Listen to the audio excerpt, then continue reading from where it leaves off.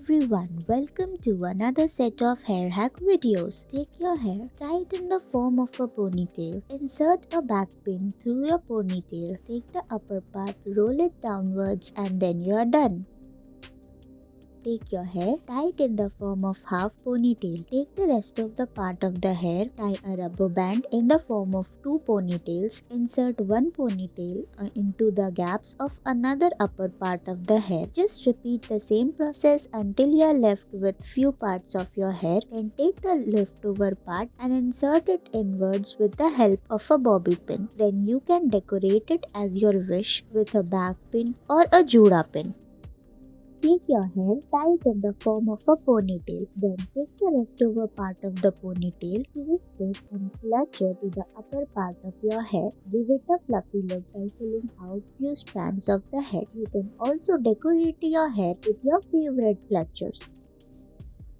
Take your hair, divide it into two parts. Take one part, tie the plate. Repeat the same process with the next part. Tie both the plates together and then move those plates upwards. Then secure it properly with a juda pin. You are done. You can also secure it with a back pin as per your whims and fancies.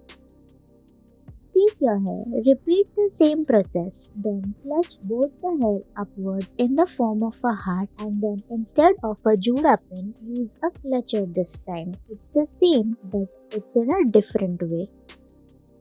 Take your hair, tie it in the form of lower ponytail, use a juda pin to twist your hair upwards and then you are done.